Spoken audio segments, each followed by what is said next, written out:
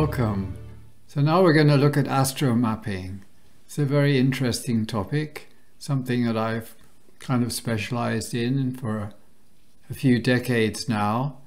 We can definitely say that the Western astrologers really pioneered this as a topic of astrology, but it's nothing foreign to Vedic astrology. In fact, Vedic astrology has its own techniques for such things. So when we want to approach it from a Vedic astrology point of view, I don't see really a particular point in trying to copy all these multiple techniques that the Western astrologers use. In my practice, I'm using standard Vedic astrology, and let me show you how I do it. So we start by putting up the map. There's a button up here. You can press Ctrl G for geography, and you get this map. Now, this is a typical sort of a map, whichever astrology you do, and you'll see for each planet there are 4 lines. So there's an ascending line, like here is the Jupiter ascending line, which is fully in the Atlantic. Then we have the descending line, which passes through Australia. And then we have the midheaven lines, that's for the 10th house. And we have the icy lines, that's for the 4th house. So the 1st, 4th, 7th and 10th houses are undoubtedly the pillars of life from an astrological point of view, from a Vedic astrological point of view. And so they are far more important than putting lots of extra lines in for other houses. What we want to do is see where the principal connections are. So let's consider, this is Robert De Niro, picked somewhat at random, we can say. So obviously his Jupiter, and we look at Jupiter lines usually first because people tend to gravitate towards the Jupiter lines. So this Jupiter line really isn't helping him. This one, maybe he goes to Australia, I don't know. So then we can look at the MC line, which is here, passing through Afghanistan, Pakistan. Or we can look at the icy line, and we see, oh yes, look at this. It passes through Hollywood. Maybe he should go there. So you see, it gets pretty simple, often, not always. But this is just the line. So now, suppose you want to understand more about the chart. Because it's not a matter of just seeing, hey, the icy line is running through Los Angeles. I mean, you click here. Now everything on the screen is rotated to represent the chart in the place that we clicked. You just click and everything on the screen changes. Everything on the screen for this particular native changes. So you can see that the ascendant line of Mars is passing through near here. We can zoom in by right-clicking a couple of times. You can drag the map around. So you can see this is where we clicked. It's a little bit inland in California, but it doesn't matter. You get the idea. So it's close to the Mars is very close to the ascendant. But then what about this position of Jupiter? Now, in order to see the chart in the way that we're seeing the map, we have to use a house system that considers the midheaven. That is how the map is computed. So we can just go out of the map, press escape, click here, house system. You just need to click a little bit of it. Equal house does not consider the midheaven. One of these last 3 would do. So I use the Chalit. It's porphyry basically for Vedic porphyry. Now you see Jupiter is exactly on the IC. So this is the chart, yeah, a little bit close to Los Angeles. So he's got these 2 particularly powerful planets which are, strongly affecting his chart. And so you see, my point is that if you just drop out of the map and then you reload the map, you find you're in exactly the same place as you left it. So that's very convenient. And let's say we want to go exactly to Los Angeles or even Hollywood. We can click here, change the location, California.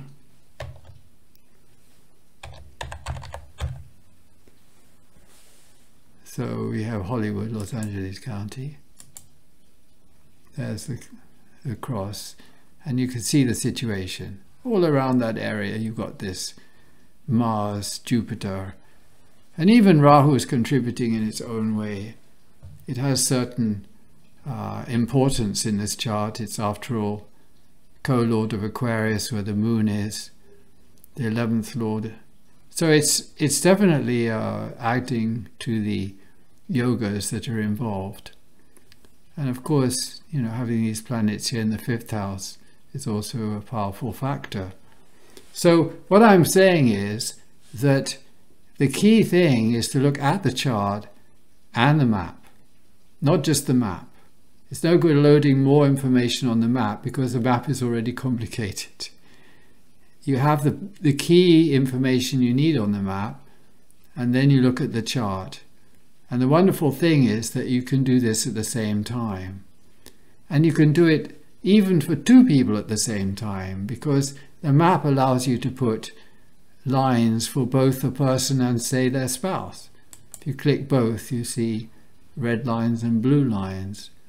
Of course, you have to have the spouse here as the secondary chart, or native 2. And then you can actually relocate both of them.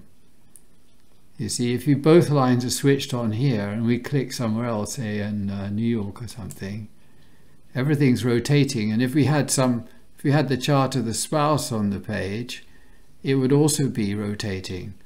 And it doesn't have to be this circle chart. You can use North and South Indian charts. They're all going to respond. The reason why I like the circle chart is just because you can see the exactness of these. See, this circle chart's even, I would say, better than the circle chart used by the Western astrologers, because the ascendant, descendant, midheaven and IC are right on the cardinal points. When I designed this chart, I thought that's how the Western astrologers did it. It seemed logical. But later on I discovered no, they don't put the midheaven here at the exact cardinal point. They let it drift around. So this, I didn't change this because it seems better to me. You can really see this intensity of this point and this point by keeping them in the cardinal positions. And the result of that is that you see Aquarius is larger than Pisces, which is just how it is in the sky. I mean, it's related to the rising time of the signs. It's a good approximation anyway. I mean, you can play with a lot of things. You see, if you go further north, the situation gets more extreme, like if we get up here somewhere. See, Aquarius got a lot bigger. If you go down towards the equator, you'll see the signs are becoming approximately equal. So going back to our technique, basically what we're looking for is the whole chart. You know, you can send someone to their Jupiter line, but if it puts the moon in a lousy place, you've done them a great disservice. And I'm afraid to say I've received a number of consultations from people who've been told to go somewhere and it was a total disaster because the person hadn't considered the whole chart. They'd just looked at a map and some lines, or whatever they did. It wasn't good. So you have to consider the whole chart. This is the thing, you see.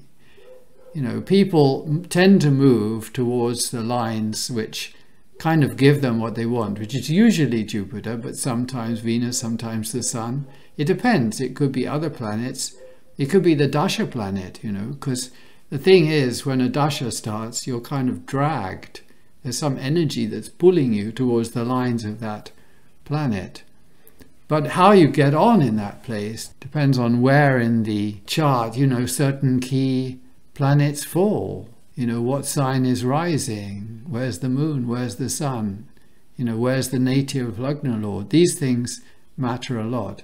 So this is just quick, but in a few moments I've given you all the key points to do a good job with this analysis. So good luck and enjoy.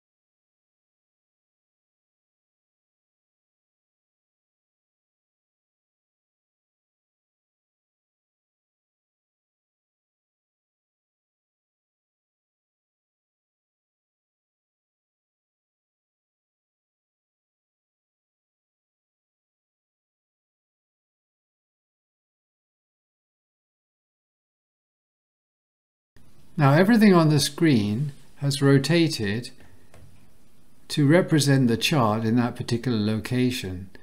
So you see here we have the ascendant line of Mars, and Mars has come on the ascendant.